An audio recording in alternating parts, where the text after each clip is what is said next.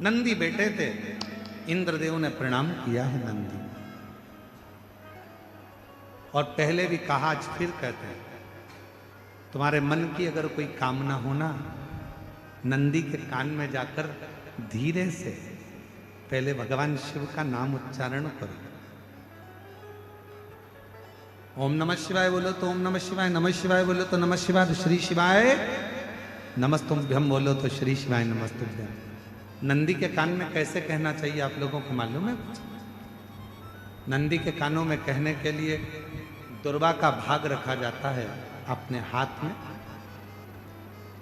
और दुर्वा के भाग को अपनी हथेली में हाथ में रखकर फिर नंदी के कानों के पास में जाकर धीरे से कहा जाता है, श्री शिवाय नमस्तुभ्यम, श्री शिवाय नमस्तुभ्यम, श्री शिवाय नमस्तुभ्यम, श्री शिवाय नमस्तुभ्यम, श्री शिवाय नमस्तुभ्यम। नंदी से अपने मन की कामना, बाबा हे नंदीश्वर, आपके हृदय में, आपकी दृष्टि में शिव समाये हैं। बाबा बहुत दुखी हूं, बहुत तकलीफ में, बहुत बड़ी कष्ट में। बाबा मेरे कष्ट को शिवजी तक पहुंचाओ ना, मेरे दुख को मिटाओ ना। बाबा अपनी दुख, अपना कष्ट नंदी के कान में कहकर दुर्वा को नंदी के सामने देकर वहां से चल दीजिए। मेरा देव अधिदेव महादेव 3 महीने के अंदर आपकी वो अर्जी स्वीकार जरूर कर। एक दुर्वा का भाग और नंदी के कानों में कहा गया शब्द जीवन का एक आनंद दे।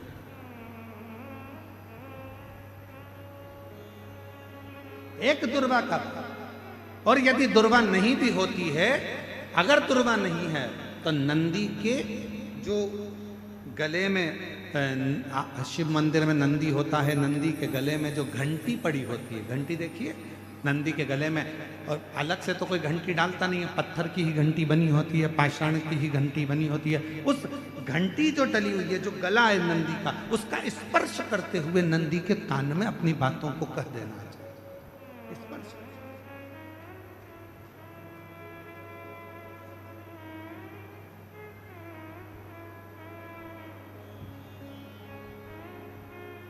जब हम अपनी मन की कामना भगवान नंदीश्वर को कहते हैं, दिल से प्रार्थना करते हैं, वो सुनता है।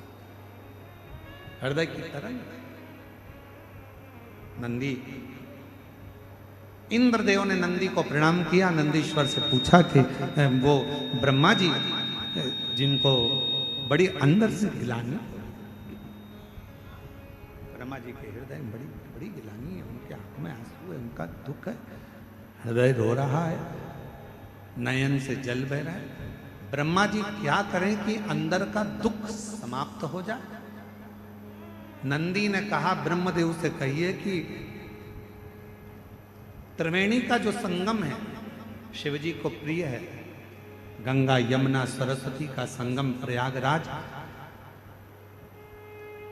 उस तीर्थ में जाएं और ब्रह्म तीर्थ के रूप में उसको निर्मित कर कर उस पर यज्ञ किया प्रारंभ। शिव जी को राजी करने के लिए ब्रह्मा जी ने यज्ञ की रचना करना प्रारंभ करा। गंगा यमुना सरस्वती के तट पर, मां गंगा यमुना सरस्वती के तट पर पहुंच गए, यज्ञ की रचना हुई, यज्ञ प्रारंभ होने की तैयारी हुई। विचार करा गया कि किसका यज्ञ करें, किसको प्रसन्न करें, किससे विनती करें, यज्ञ किसका हो। तब ब्रह्मा जी ने देवताओं से पूछा, देवता कुछ बोले नहीं। भगवान नारायण से पूछा, नारायण कुछ नहीं बोले। तो ब्रह्मा जी के मन में भाव आया, मैं अपने पुत्र देवऋषि नारद से पूछता हूँ यज्ञ किसका करा जाए। देवऋषि नारद ने अपने मन में भाव रखा तो अपने भांजे पर्वत मुनि से पूछा। पर्वत मुनि ने जाकर सीधे तुमरुका जी से पूछा कि ब्रह्मा जी यज्ञ करना चाहते हैं, कौन सा यज्ञ करें। पर्वत मुनि के बात सुनकर तुमरुका जी ने अपने मुख से कह दिया कि ब्रह्मा जी से कहो कि रुद्र को प्रसन्न करने के लिए, शिव को प्रसन्न करने के लिए कोई युद्ध, रुद्र यज्ञ का एक आनंदमय रूप धारण किया। महाराज पृथ्वी पर दुनिया का पहला यज्ञ था जो भगवान ब्रह्मा जी ने भगवान शिव को प्रसन्न करने के लिए किया। दुनिया का प्रथम यज्ञ, और कहां हुआ था? तो कहा प्रयागराज की पवित्र धरा पे हुआ, त्रिवेणी के संगम पर हुआ। अब ब्रह्मा जी यज्ञ करने को तो तैयार हो गए, पर रुद्र को प्रसन्न करने के लिए शंकर का होना जरूरी है। शिव जी तो समाधि में लीन है।